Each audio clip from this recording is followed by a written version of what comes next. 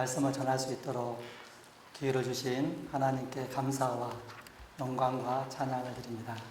특별히 우리 교회와 성도님들께 감사드리고 한국 방문 중에 계시는 우리 존경하는 양 교수님에게도 진심을 담아서 감사를 드립니다.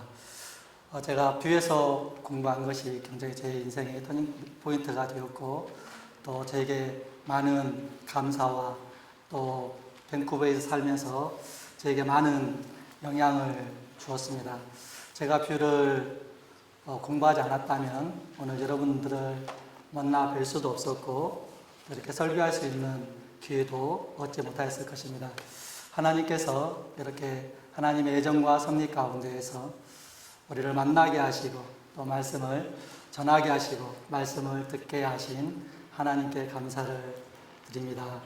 참 저도 낯설고요. 여러분들도 낯선 목사의 설교를 듣는 것이 쉽지 않은 줄로 압니다. 하지만 하나님께서 우리에게 은혜 베풀어 주실 줄로 믿습니다. 성령께서 우리에게 은혜 베풀어 주실 줄로 믿습니다. 제가 처음 캐나다 왔을 때에 영어 때문에 참 고생을 많이 했어요. 지금 눈물로 마찬가지로 영어 때문에 많은 고생을 합니다. 처음에 왔을 때에 양 교수님이 이렇게 말씀을 하시더라고요. 수업 시간에 여러분들이 할 줄 아는 말만 들립니다. 저 참 그 말을 듣고 굉장히 좌절감에 빠졌습니다. 내가 하는 말이 인사말 몇 마디밖에 없는데 그러한 이야기를 듣고 굉장히 좌절감에 빠졌고 또 영어를 극복해 보기 위해서 참 성경을 계속해서 듣고 또 듣고 어떠한 성경은 이렇게 보면 표시가 나잖아요. 거의 한 장을 100번 이상 들었던 성경도 많이 있습니다. 그러나 여전히 그런 말들이 성경이 잘 들리지 않고 영어가 쉽게 저에게 습득되지 않았습니다. 그런 중에도 이렇게 TV를 본다라든지 아니면 이렇게 서양 사람들이 이야기하는 이야기를 들을 때에 이런 말들을 참 많이 하시더라고요. Everything is okay. It's gonna be okay. 이 말을 들을 때에 이 말 속에 서양 사람들의 가치관과 세계관이 들어있구나. 그러한 생각을 가지게 되었습니다. 현대 과학 기술이 발달하고 또 교육 수준이 높아지면서 점점 더 살기 좋아지는 세대를 우리가 살아가고 있습니다. 그래서 많은 사람들이 그렇게 이야기할 때에는 지금은 어려운 일을 당하지만 지금은 나에게 고난이 있지만 지금 내가 해결할 수 없는 문제 앞에 내가 직면해 있지만 그러한 모든 것들이 잘 될 것이다 라는 소망과 희망을 갖고 이러한 말들을 하는 것 같습니다. 그러나 현재 우리가 삶을 살아가고 있는 이 시대를 바라보면 과학 문명이 발달하고 지식이 많이 높아져 가고 있지만 여전히 세상에는 문제들이 많이 있고 또 풀 수 없는 그 문제 때문에 여러 어려움에 봉착하는 일들을 경험하게 됩니다. 이는 우리 개인의 삶에서도 역시 마찬가지인 것 같습니다. 시간이 지나면 모든 것이 잘 될 것이라는 소망을 가지고 살아갑니다. 그러나 한 고비를 넘기면 또 다른 고비가 찾아오고 정말이지 내 인생은 왜 이리 꼬일 대로 꼬여서 나를 힘들게 할까라는 그러한 생각 속에 살아가는 사람들도 있습니다. 그래서 막연하게 모든 사람들이 모든 일들이 잘 될 거야. 그 문제도 역시 잘 될 거야. 시간이 지나면 모든 문제가 해결될 거야. 이렇게 위로하며 또 이러한 말들을 하면서 살아가지만 조금만 깊이 생각해 본다면 이러한 말들은 듣기 좋은 말이지만 결코 옳은 말도 진정한 위로를 주는 말도 아닌 것입니다. 그리고 성경적인 원리를 찾아봐도 모든 것이 잘 될 것이라는 소망을 갖고 살아가는 것이 잘못된 것임을 알 수가 있습니다. 아담의 타락 이후에 그의 영향으로 모든 사람이 고통과 신음 가운데 살아갑니다. 주위의 영향력 아래서 그것이 죄인 줄도 모르고 그렇게 고통과 신음 속에서 살아가다가 그렇게 살아가는 것도 안타까운데 결국은 그 후에 하나님의 진노와 하나님의 심판이 있다라는 사실입니다. 그래서 로마서 1장 8절에는 우리에게 말씀을 하십니다. 하나님의 진노가 불의로 진리를 막는 사람들의 모든 경건치 않음과 불의에 대하여 하늘로부터 나타나나니 아무리 행복해 보인다 할지라도 아무리 부유해 보인다 할지라도 세상의 모든 사람들은 하나님의 진노와 하나님의 심판 아래에 있습니다. 요한계시록에 있는 종말론적인 관점에서 세상을 보아도 세상이 점점 살기 좋아지는 것이 아니라 종말에 반드시 분명히 하나님의 심판이 있음을 우리에게 말씀하고 있습니다. 그러므로 세상에서는 우리가 어떠한 위로도 받을 수 없고 그러기에 우리에게 필요한 것은 복음이 우리에게 필요한 것입니다. 그렇다고 제가 이렇게 말씀을 드린다고 해서 제가 비관적인 세계관을 가지고 있는 것은 아닙니다. 우리가 세상을 향하여서 위로를 얻고 또 평안을 얻는 것은 참 소망을 가지는 것은 복음을 믿고 하나님께서 우리에게 계획하신 하나님의 뜻에 따라 살 때에 진정한 위로와 소망을 가지게 되는 것입니다. 그래서 오늘 말씀에 하나님을 사랑하는 자, 그 뜻대로 부르심을 입은 자들에게는 모든 것이 합력하여 선을 이루느니라 이렇게 말씀하고 계십니다. 세상의 사람들이 듣기 좋은 말로 모든 것이 잘 될 거야 이러한 말과 비슷한 말이지만 그 뜻과 적용은 전혀 다른 말씀인 것입니다. 그렇다면 하나님을 사랑하는 자, 곧 그 뜻대로 부르심을 입은 자들에게는 모든 것이 합력하여 선을 이룬다라는 이 말씀의 의미가 무엇입니까? 이 말씀의 의미를 우리가 정확하게 알기 위하여서는 이 말씀의 의미가 아닌 것을 먼저 생각해 보아야 합니다. 우리가 전도를 하거나 아니면 예수를 믿게 되었을 때에 이런 말들을 많이 하기도 하고 또 이러한 말을 듣고 예수를 믿은 사람들도 있습니다. 예수 믿으면 복 받습니다. 예수 믿으면 병 고침을 받습니다. 예수 믿으면 형통합니다. 이러한 이야기들을 하면서 전도하기도 하고 또 이 말이 나에게 은혜가 되어서 교회에 찾아오고 예수를 믿게 합니다. 그러나 분명한 것은 성경 어느 곳에서도 우리가 예수를 믿으면 더 이상 고통을 당하거나 어려움을 당하지 않는다라고 약속하지 않습니다. 그렇게 말하는 것은 마귀의 거짓된 속삭임이고 우리는 이 땅을 살아가면서 몇 번이고 위험에 처하고 비통에 빠지고 어려움에 처하는 것이 우리의 몫인 것입니다. 그렇다면 하나님께서 합력하여 선을 이룬다라는 이 말씀은 예수를 믿으면 아무 어려움도 당하지 아니하고 만사 형통한다라는 의미의 말씀이 아닌 것을 알 수가 있습니다. 그러면 모든 것을 합력하여 선을 이룬다라고 말씀하실 때에 그 모든 것이 무엇입니까? 문자 그대로 모든 것은 바로 우리의 삶 속에서 일어나는 모든 것들 그리고 우리가 소유한 모든 것들을 의미하고 있습니다. 우리의 삶 속에서 좋은 일, 기쁜 일, 행복한 일, 사랑스러운 일 이러한 일들만 있으면 얼마나 좋겠습니까? 그러나 우리에게 나쁘게 보이는 일들이 있습니다. 우리를 좌절시키고 마음을 상하게 하는 일들이 참 많이 있습니다. 그리고 우리를 대적하는 것들이 너무나도 많이 있습니다. 그러나 이러한 모든 것들을 하나님께서는 분명하게 사용하셔서 합력하여 선을 이룬다라고 분명하게 말씀하고 계시는 것입니다. 그렇다고 이러한 것 자체가 선한 것은 아닙니다. 이러한 우리에게 일어나서는 안 될 나쁜 일, 슬픈 일, 어려운 일, 고난 등 이러한 일들은 우리의 삶 속에서 일어나지 않으면 좋습니다. 그리고 그렇게 일어나지 않기를 하나님 앞에 간절히 기도하시기를 소원합니다. 그러나 그럼에도 불구하고 이러한 일들이 일어날 때에 하나님께서 이러한 모든 것들을 합력하여 선을 이루시는 하나님이시기 때문에 좋은 일뿐만 아니라 우리 눈에 보이기에 나쁜 일, 또 어려운 일, 결코 원하지 않는 일까지도 하나님께서는 선하게 그 모든 것들을 사용하신다라고 분명하게 우리에게 말씀하고 계시는 것입니다. 하나님은 모든 것을 창조하셨습니다. 그리고 모든 것들을 통치하시고 모든 것들을 다스리시고 계십니다.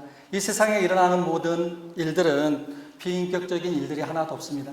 모든 일들은 하나님의 계획과 하나님의 섭리 가운데에서 일들이 일어나고 진행되어지고 또 역사의 한 정점을 향하여서 달려가고 있습니다. 그러기에 우리의 삶 속에서 일어나는 어떠한 일이라 할지라도 그것을 하나님께서 사용하시고 그것을 통제하시고 그것을 통하여서 하나님께서 나를 위하여서 선한 것으로 바꿔주시는 하나님의 은혜와 능력을 믿으시기를 바랍니다.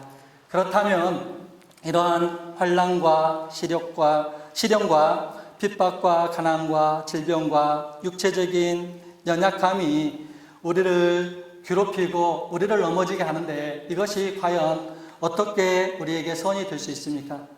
그것 자체로는 선한 것은 아닙니다. 하나님께서 그것을 선하게 사용하실 때에 그것이 선이 되는 것입니다. 우리가 잠들어 있을 때에, 우리가 나태함에 빠져 있을 때에, 하나님을 떠나 있을 때에 하나님은 그것들을 사용하셔서 우리를 깨우시고 우리의 영혼을 각성시키는데 사용하시는 하나님이십니다. 우리가 인생에 있어서 가장 위험한 순간이 언제입니까? 누군가가 나를 대적할 때에, 아니면 내가 풀 수 없는 문제로 고민하고 밤잠을 설칠 때, 이때가 가장 어려울 때이고 위기 상황 같지만 역설적이게도 우리에게 가장 위기 상황은 우리가 잘 될 때, 평안할 때, 행복할 때인 줄로 믿으시기를 바랍니다. 우리가 너무나 행복해서 세상에 취해서 하나님을 바라보지 못할 때에, 그리고 세상에 집착할 때에 우리가 침륜에 빠질 수 있고 또 마귀는 우리를 공격해서 치명적인 상처를 우리에게 입히고 우리가 정말 그 아픔에서 헤어나올 수 없는 더 큰 깊은 수렁으로 빠질 수 있게 되는 것입니다. 이 일을 건강이 나빠져서 병원에 간 사람의 예를 들어서 설명해 보도록 하겠습니다. 요즘에 예방의학이 발달했습니다. 정기적으로 병원 가서 종합검진을 받고 병이 더 커지기 전에 조기에 발견하고 그것을 치료합니다. 그리고 또 어떤 사람 보면 늘 혈당을 체크하기도 하고요, 혈압을 재기도 하고 뭐 지방간이나 이런 것들을 체크하면서 건강 관리 하시는 분들을 많이 볼 수가 있습니다. 그런데 이 밴쿠버에 살면서 저도 병원 가는 게 굉장히 힘든데요. 아직 패밀리 닥터를 정하지 못했어요. 그래서 워크인 클리닉에 한 번씩 가려고 하면 아침에 일찍 8시에 가서 줄 서 있다가 접수하고 언제 오세요? 그러면 한 12시나 11시쯤 다시 병원에 찾아가서 치료를 받고 또 거기에서 해결되지 못하면 또 전문의를 만나야 되는데 예약을 하고 또 그렇게 하는 것이 너무나 많은 시간이 걸리고 번거롭고 또 영어가 잘 되지 않잖아요. 그래서 누군가가 도와줘야 하기 때문에 번거로워서 병원 가는 것들이 굉장히 어렵습니다. 그런데 어떤 사람이 병원에 가기 전에는 자기의 상태를 알지 못했습니다. 건강하게 느꼈고 모든 것이 잘 되어 간다라고 생각했습니다. 그런데 어느 날 어딘가 조금씩 아팠습니다. 무시할 수 있었지만은 그래도 그 아픔이 지속되었고 평소와는 다르게 더 심하게 아픈 통증을 느낍니다. 그래서 이 아픔에 대한 관심을 갖고 병원에 찾아가고 의사를 만납니다. 의사가 진찰하면서 언제부터 그렇게 아프셨습니까? 아니면 조금 더 빨리 오셨으면 좋을 뻔 하셨습니다. 아니면 잘 오셨습니다. 더 늦었으면 더 크게 진행될 뻔했습니다. 이러한 진단을 내린 후에 치료하고 또 건강을 회복하게 되는 것입니다. 우리가 아픈 것은, 우리가 병든 것은 우리가 원하지 않는 일이었지만 이 일을 통하여서 병원에 가게 되었고 또 건강을 회복하게 된다면 그것이 바로 오히려 선을 이루는 것이고 병원에 가지 않은 것보다 병원에 간 것이 우리에게 유익을 가져다 주는 결과를 갖게 된 것입니다. 이처럼 우리가 고통과 시련 속에서 하나님을 찾지 않을 때에, 그러한 아픔을 만날 때에, 어려움을 당할 때에 내 자신의 형편과 처지를 생각하고 또 하나님을 바라보면서 하나님 앞에 나아가는 것, 하나님의 도움을 요청하는 것, 바로 이러한 역할을 하기 때문에 하나님께서는 이러한 것들을 통하여서 우리를 부르시고 우리를 깨우시는 하나님인 줄로 믿으시길 바랍니다. 그래서 C.S. 루이스는 고통은 하나님께서 우리를 부르시는 확성기이다 라고 분명하게 우리에게 말씀하시고, 고통은 변장한 축복이다 라고 우리에게 말씀을 하고 있습니다. 또 다른 성경의 애들이 참 많이 있습니다. 우리가 잘 알고 있는 돌아온 탕자 이야기를 잘 알고 있습니다. 아버지에게 두 아들이 있었습니다. 큰 아들은 아버지를 잘 섬기며 살았지만 작은 아들은 아버지에게 자기가 받을 유산을 미리 달라고 요구했습니다. 그리고 그 모든 재산을 챙겨서 외국으로 떠났습니다. 그곳에서 그 돈으로 유흥을 즐기며 방탕한 생활을 했습니다. 그래서 우리가 잘 아는 대로 그 둘째 아들을 향하여서 우리는 탕자라 이렇게 부릅니다. 그런데 돈이 다 떨어지고 종살이 하면서 배고픔과 고통을 겪다가 결국은 아버지를 생각하고 아버지께 돌아옵니다. 이 아버지가, 탕자가 아직 상고가 먼 데에 한 걸음으로 달려와 이 아들을 맞아 주었습니다. 그리고 잔치까지 베풀어 주었습니다. 탕자는 아버지를 잘 안다고 생각했습니다. 그가 집을 떠나기 전에 아버지를 안다고 생각했습니다. 그러나 그렇지 않았습니다. 그가 다시 돌아왔을 때에 아직 상고가 먼데 한 걸음에 달려와서 자기의 목을 안고 껴안으면서 반지를 끼워주고 잔치를 베풀어 주시는 그 아버지를 경험하였을 때에 탕자는 진정으로 아버지가 자신을 얼마나 사랑하는지, 자신이 집을 떠날 때보다 집에 다시 돌아왔을 때에 아버지의 그 깊은 사랑을 알게 된 것입니다. 비록 탕자가 집을 떠난 것은 매우 잘못되었습니다. 돈을 탕진하면서 방탕한 생활을 한 것도 전적으로 잘못되었습니다. 그럼에도 불구하고 그가 돌아왔을 때에는 그가 더 사는 사람이 되었고 아버지의 사랑을 알게 되었고 진정한 아들이 무엇인지를 깊이 깨닫게 되었던 것입니다.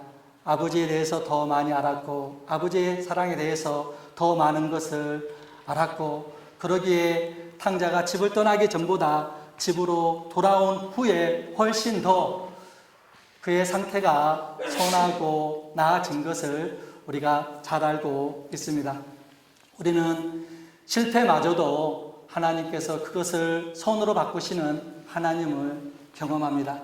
실패할 때에 우리가 연약한 존재이다라는 것을 경험합니다.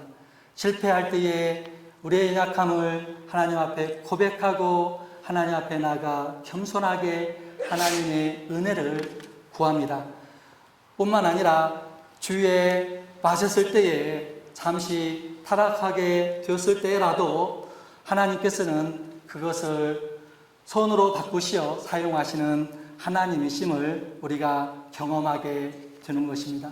그렇다고 죄를 지으라라고 죄를 조장하는 말이 아닙니다.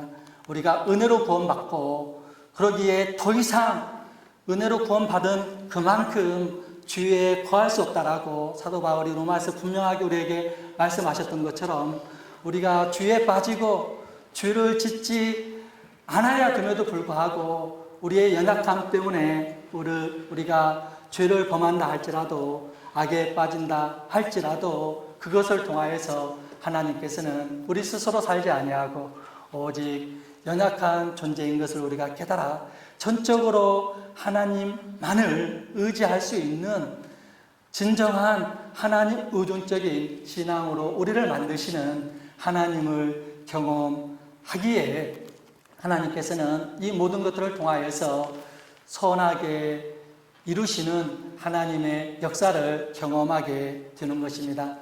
우리가 요셉의 이야기를 잘 알고 있지 않습니까? 그가 형들에게 미움을 받았고 사례의 위기 속에서 건짐을 받아서 우여곡절 끝에 애굽에 갔지만 그곳에서도 옥에 갇히는 어려움을 당하였지만 결국은 하나님께서 그를 들어 애굽의 총리로 세워주셨습니다. 그리고 그 요셉이 이렇게 이야기하고 있습니다. 당신들은 나를 해하라 하였으나 하나님은 그것을 선으로 바꾸사 오늘과 같이 많은 백성의 생명을 구원하게 하시려 하셨나이다 라고 우리에게 분명하게 말씀하고 계십니다. 그렇다면 하나님께서 누구에게 모든 것들을 합력하여 우리의 연약함과 우리가 당하지 않아야 할 고통과 심지어 우리의 죄악까지도 우리의 악까지도 손으로 바꾸셔서 일하시는 하나님이십니까? 바로 오늘 말씀에 보면 하나님을 사랑하는 자라고 우리에게 분명하게 말씀하고 계십니다. 오늘 말씀에 보면 우리는 모두 다 하나님을 믿는 사람들입니다. 그래서 우리가 이렇게 생각할 수가 있습니다. 하나님을 믿는 자인데 왜 오늘 말씀에는 하나님을 사랑하는 자라고 말씀을 하고 계시지? 라고 생각할 수가 있습니다. 그렇지 않습니까? 여러분들은 하나님을 믿지 않습니까? 하나님을 믿으면 하나님께서 모든 것들을 합력하여 선을 이루셔야 하는데 하나님께서 하나님을 사랑하는 자라고 말씀하지 아니하시고 하나님을 믿는 자라고 말씀하지 아니하시고 하나님을 사랑하는 자에게라고 우리에게 말씀을 하고 계십니다. 무슨 말씀입니까? 하나님을 믿는 사람은 하나님을 사랑하는 자입니다. 뿐만 아니라 이렇게 하나님을 사랑하는 자라고 말씀을 하실 때에는 하나님을 믿지 않는 비그리스도인들과 대조적으로 하나님께서 그리스도인들을 말씀할 때에 그렇게 사용해서 말씀하고 계시는 것입니다. 세상은 하나님을 사랑하지 않습니다. 절대로 하나님을 사랑하지 않습니다. 그래서 로마서 8장 7절에 육신의 생각은 하나님과 원수가 되라니 이는 하나님의 법에 굴복치 아니할 뿐 아니라 할 수도 없습니다 라고 말씀을 하고 계십니다. 거듭나지 않은 사람, 예수를 믿지 않는 사람은 하나님을 사랑할 수 없습니다. 타락한 인간은 본성상 하나님을 사랑할 수 없습니다. 그래서 빛으로 오신 예수님을 그들이 거부했고 어두움에 있기를 그들이 계속해서 원하였던 비그리스도인들의 상태를 우리가 이야기할 수 있는 것입니다. 이처럼 비그리스도인들은 하나님을 믿지 않는 사람들은 하나님을 사랑하지 않을 뿐만 아니라 미워하는 자라라고 분명하게 우리에게 말씀하고 있습니다. 사랑하지 않을 뿐만 아니라 그들은 하나님을 미워합니다. 그러므로 이렇게 이야기할 수 있습니다. 세상에는 두 가지 가능성밖에 없습니다. 우리가 하나님을 믿어 하나님을 사랑하든지 아니면 적극적으로 하나님을 믿지 않으면서 하나님을 미워하든지. 그렇다면 하나님을 사랑한다라는 것은 무엇입니까? 우리가 감정적으로 사랑을 느낄 수가 있습니다. 또 감정적으로 찬양 가운데에 또는 기도 가운데에 또는 예배 가운데에 하나님의 그 깊은 사랑을 풍성하신 은혜를 누리면서 하나님이 정말 나를 사랑하시는구나 라고 고백할 수가 있습니다. 그러나 이 사랑은 감정이나 어떤 느낌보다도 훨씬 더 크고 그 이상의 것을 우리에게 요구하고 있습니다. 요한복음 14장에 나의 계명을 지키는 자라야 나를 사랑하는 자니 나를 사랑하는 자는 내 아버지께 사랑을 받을 것이요 나도 그를 사랑하여 그에게 나타나리라 이렇게 분명하게 우리에게 말씀하고 계십니다.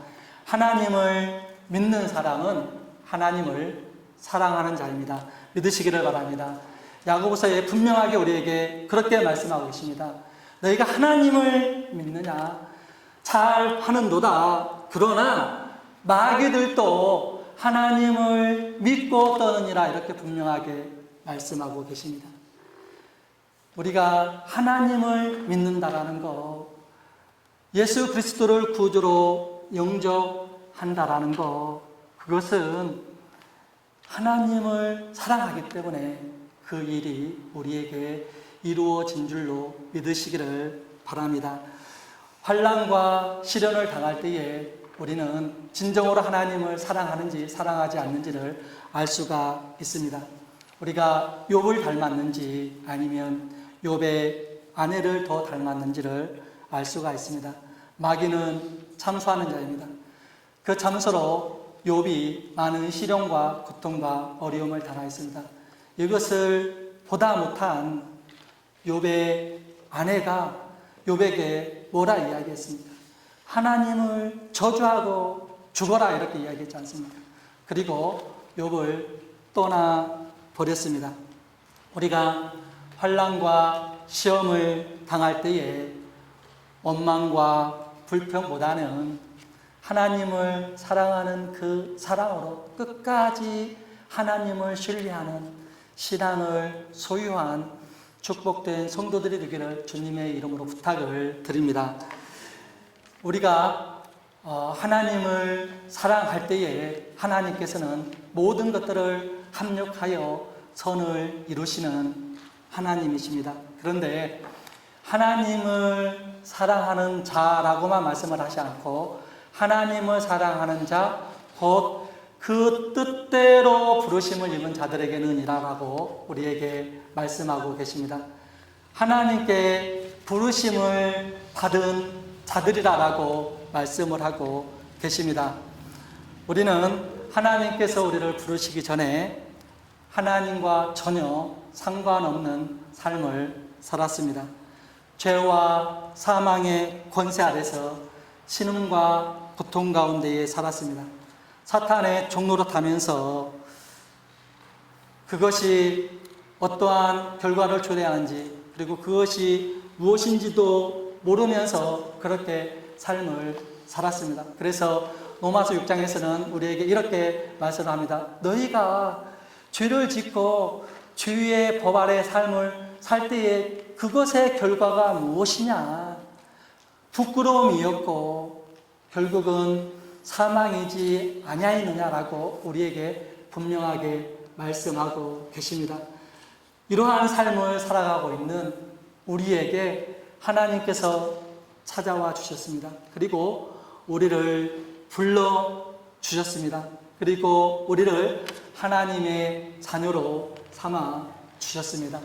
마치 이스라엘이 애굽에서 종살이하며 아무런 소망과 희망 없이 고통 가운데 살아갈 때에 하나님께서 그들에게 찾아와 주셔서 그들을 불러주시고 그들을 구원해 주셨던 것처럼 우리가 주의 권세 아래서 사탄의 권세 아래서 사망의 권세 아래서 사망의 그늘 아래서 우리가 삶을 살아갈 때에 전혀 구원의 필요성을 느끼지 못하고 또 그것을 알지도 못한 채에 살아가고 있는 우리에게 하나님께서 찾아와 주셨고 우리를 불러 주셨습니다.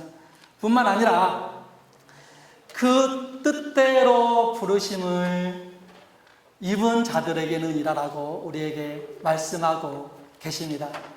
하나님의 뜻대로 우리는 부름을 받았습니다. 하나님께서 우리에게 대한 분명한 계획과 목적을 갖고 계십니다. 이 하나님의 분명한 계획과 목적이 무엇입니까? 바로 우리를 구원하여서 우리가 하나님의 자녀가 되는 것이고 결국은 영화의 자리까지 이르는 것입니다. 그것을 위하여서 하나님께서 창세 전에 우리를 택하기로 하나님께서 뜻하셨다라고 우리에게 말씀하고 계십니다. 우리가 복중에 지음받기 전에, 우리가 태어나기도 전에 우리에게 선한 어떠한 의도나 우리가 하나님께 사랑받을 만한 어떠한 근거가 있어서 구원받을 만한 어떠한 그러한 근거가 우리 안에 있어서 우리를 구원해 주신 것이 아니라 그저 하나님의 기쁘신 뜻에 따라서 우리를 구원하기로 작정하시고 우리를 구원해 주시기 위하여서 예수 그리스도를 이 땅에 보내주시고 하나밖에 없는 독생자 예수 그리스도를 십자가에 내어주기까지 우리를 사랑해 주셨습니다. 이 사랑에 우리가 감격해서 예수를 믿는 거 아닙니까? 이 사랑 때문에 우리가 하나님을 믿는 것이 아닙니까?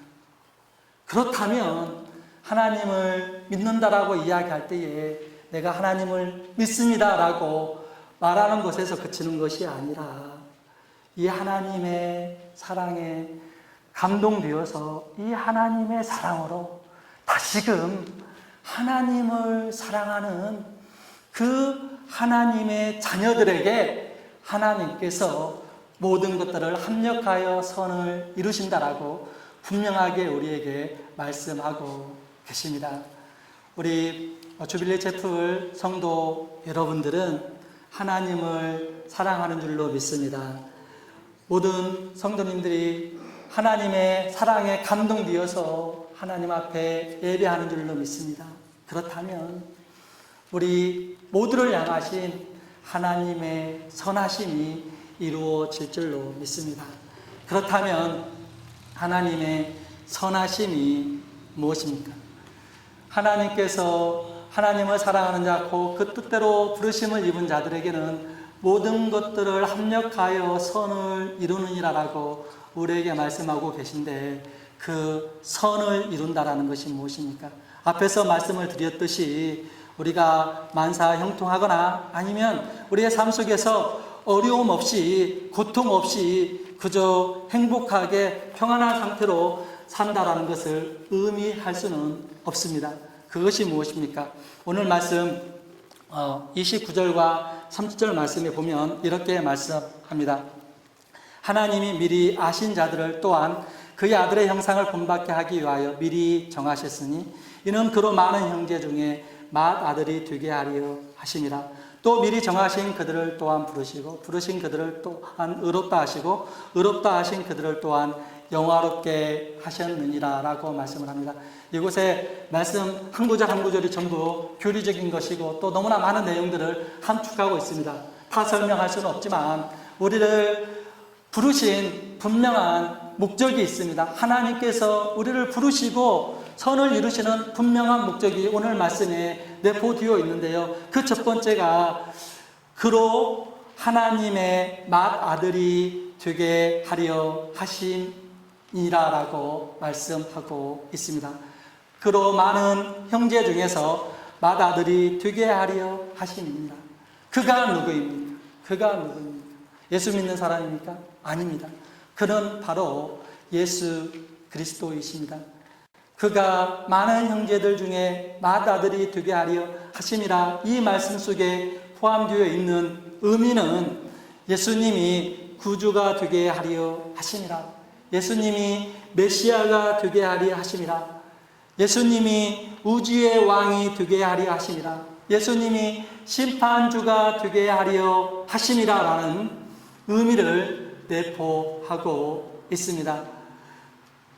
그로 많은 형제 중에서 저와 여러분들이 예수 믿는 사람들이 많아져서 마치 왕이 많은 백성과 많은 땅을 거느리고 소유하고 있을 때에 영광을 누리는 것처럼 저와 여러분을 통하여서 예수님께서 왕되심이 드러나고 예수님께서 영광 받으시는 것, 이것이 바로 하나님께서 저와 여러분을 통하여서 우리에게 일어나는 모든 일들을 통하여서 이루시는 선인 줄로 믿으시기를 바랍니다.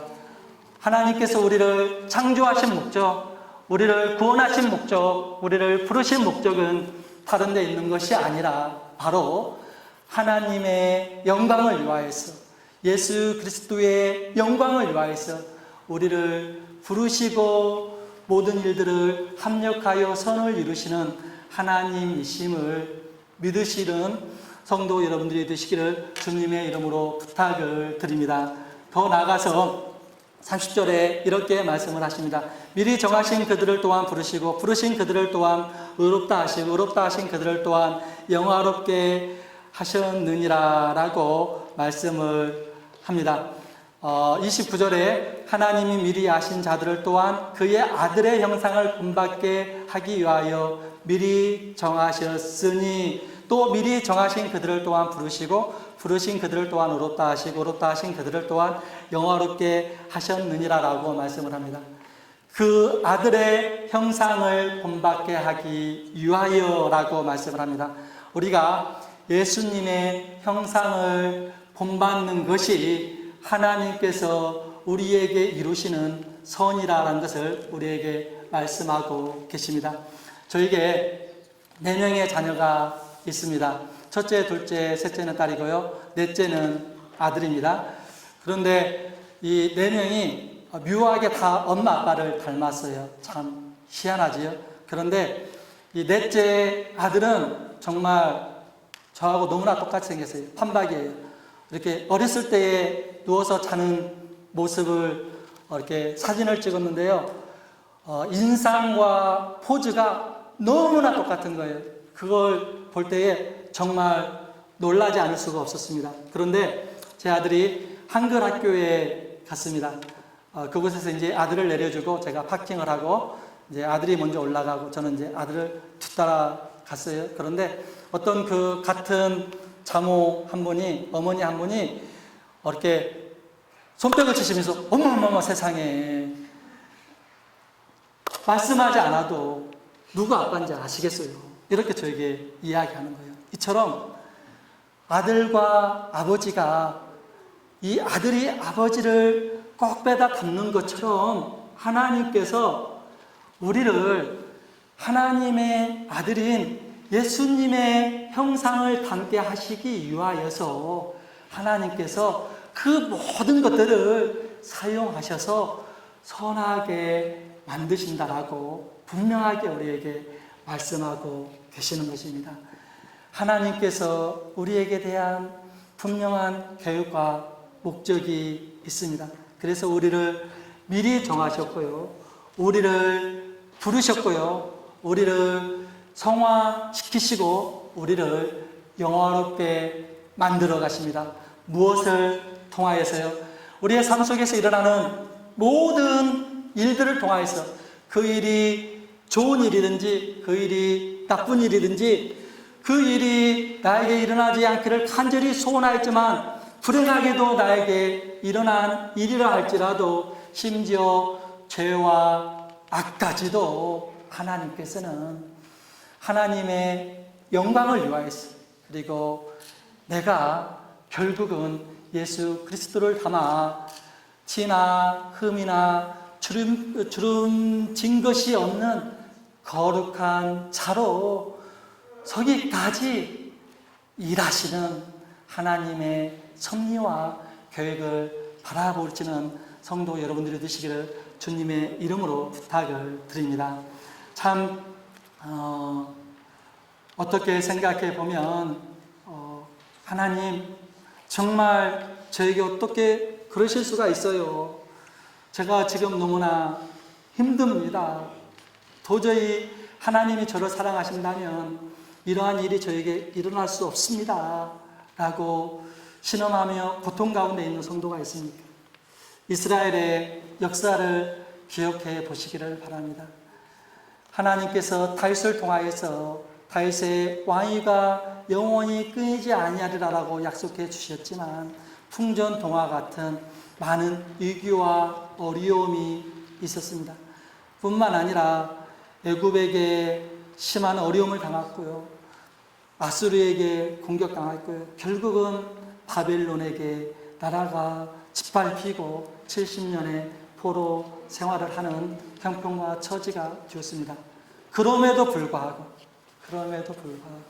하나님께서 이스라엘을 향하신 하나님의 구원 계획은 여전히 진행되었습니다. 결국 하나님께서 예수 그리스도를 이 땅에 보내주셨고 하나님께서 많은 사람들을 구원해 주셨습니다. 이처럼 오늘 우리가 어떤 일을 당한다 할지라도 하나님은 그것을 통하여서 우리를 하나님의 목적을 이루시는 데 사용하신다라는 사실을 우리가 기억하면서 욥의 아내가 아니라 욥처럼 끝까지 신실하게 인내함으로 하나님을 신뢰하고 하나님을 사랑하는 저와 여러분이 되기를 주님의 이름으로 부탁을 드립니다.